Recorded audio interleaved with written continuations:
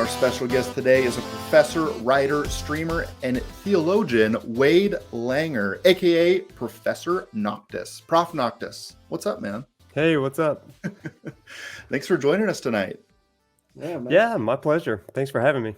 So I found you on the internet, on Twitter, where everybody goes to have conversations. But I noticed you are in like the JRPG community. I saw you and Unileska, who I like. I've always liked her Twitch. I like her message talking. And then I noticed when you in your tweets you had mentioned teaching you to your students. I'm an educator myself. I work at in the elementary schools. Yeah. And I was like, he teaches religion and video games, and you've taught now. We got Roll Tide, right? Roll Tide. That's it. Since how you said 2014, right? Before 2014, I started. I started in the weirdest way. Like I actually started in religious life, and then I adjunct instructed, and then they brought me on full time. So that was it. Okay. So, did you go through and get your degree from them, or did you end up traveling? How did you make it to not. Alabama? So, I went to I was a religion major in undergrad at Birmingham Southern College, kind of a private United Methodist school, and then I continued my religious education with a master's at Emory in Atlanta, and then I received a doctorate in Asbury.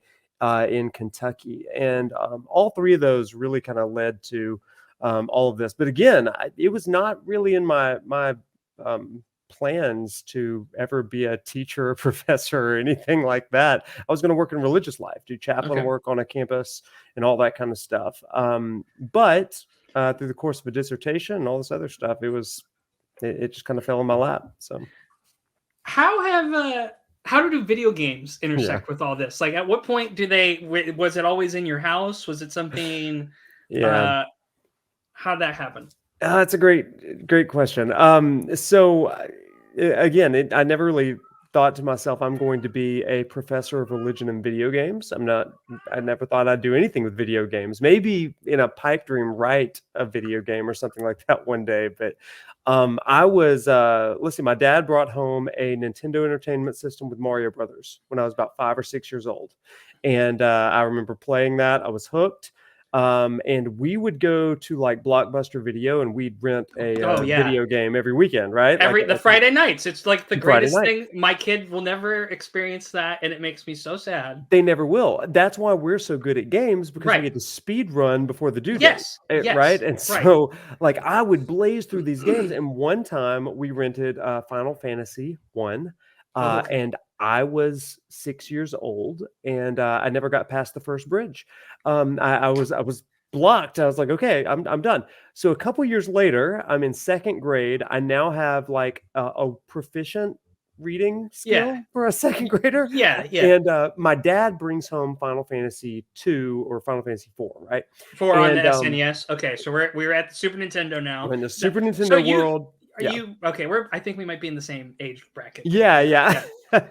So we hook up the game, and I'm playing, and I get much further. In fact, Dad, we had rented the game. He goes out and buys it because we're both playing it together. JRPG. Dad liked it. If you've ever seen that terrible Netflix show, Final Fantasy 14, Dad of Light, that's my life. Okay, I have not seen. Have you not? Oh no. man. Okay. Listen, you keep going while I look this up on the side. If you've not seen that, we'll come back to that, because that's an amazing show. Dad of Light. Japanese drama miniseries done. Based on a true story. Like crazy stuff. So anyway, Dad and I would play the game. He would sound out words for me like Behemoth and Leviathan and all that. And so I was hooked on Final Fantasy from then on. Picked up a PlayStation with 7. I played through 6 and all that stuff. But 7, 8, 9, 10, all the way up. And then the first year of my doctoral program, Final Fantasy 15 is released. And I was working on a completely different dissertation at this point. That's a really important piece. Yeah, right.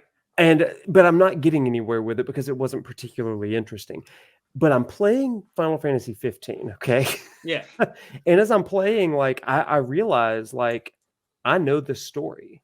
Like I know it because I've studied, the Christian Bible. scriptures, the Jewish scriptures. I've got a working knowledge of Mesopotamian, Babylonian religion and That's mythologies. cool. And I was like, I know this story.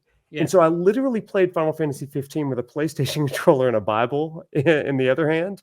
And long story short, it became a dissertation on Just started writing and cross-referencing. Can I teach the most boring part of the Judeo-Christian scriptures, which is the king stuff? Everybody knows like King David, but nobody else.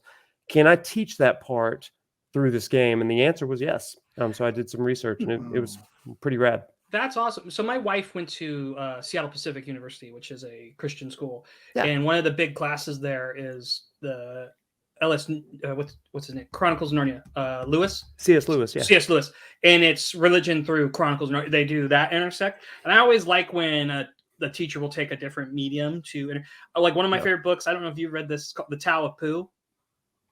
And it's Buddhism through the eyes of Winnie the Pooh, and how like Winnie the Pooh represents the Buddha. It's great. You would probably like That's it. Rad. That's rad. I'll send you a link. And there's also a Tao of Piglet.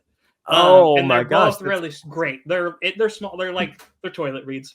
No, that's awesome. And I've never heard of that one. I've heard of similar things, but not that particular. Tao of Pooh. It's really good. It's what I talk to my 7-year-old about when he asks me about religion. I look at those kind of like low level. Got something for you. Yeah. Okay. Well, like Final Fantasy's always had a lot of, like you said, behemoth leviathans in all the old religious texts too. Yeah. Was there ever any pushback? Like, were video game? Your dad was supportive of it. It sounds like you grew up in a household that didn't hinder that from you. Were there any games that don't align with what you do, like that, or any JRPGs that you've, I guess, bounced off on because of that? Because of my own kind of personal religion, personal taste, or religion, or is there what else could you do class on, I guess, besides Final Fantasy, in your opinion? So, I'm not going to go so far as to say you could do this with every Final Fantasy. Right. Final Fantasy 15 is the story of King David and the failures of all the kings leading up to a messianic image. And that's not terribly unique, but there's some very specific moments in 15 that are. But you do have all of these religious mythologies. For example, Bahamut and the ties that you have in Babylonian, Mesopotamian imagery, and also the behemoth, which is also from the book of Job, one of the two particular beasts of chaos, alongside Leviathan. So I mean, there's a lot that can be done. For me, though, it was nothing more than kind of like a sideways glance and a wink, like say, hey, we're giving you a nod over there, similar to kind of some of the Norse stuff. Right, because Odin, right? Right. And Gilgamesh is in. Well, Gilgamesh is the oldest Western epic in existence, and so that was the kind of formative work of creation and stuff that even the Jews and the Israelites took when they were captured in Babylon. So. Right. Well, because I noticed you were talking about Crisis Core, because I know Crisis Core that, and I keep going that, and you were saying there's some parallels to that too, right? What's really interesting, my one of my friends on Twitter, Schrodinger's baby seal, what a name! Like he's a Final Fantasy theorist and stuff. Go check out his stuff. Really cool. But he pointed out in the day one edition, because he got a pre-release copy of Crisis Core, there was a picture in Nibelheim of Jesus weeping over Jerusalem, which is really, really interesting. Now, they edited that out after the Getty's Images controversy. I don't know if you saw that. They edited that out, but in the original day one edition, you had Jesus weeping over Jerusalem, and that just sent all of us like, what in the world could this possibly mean? I'm honestly still kind of processing that, because I just finished Crisis Core last week.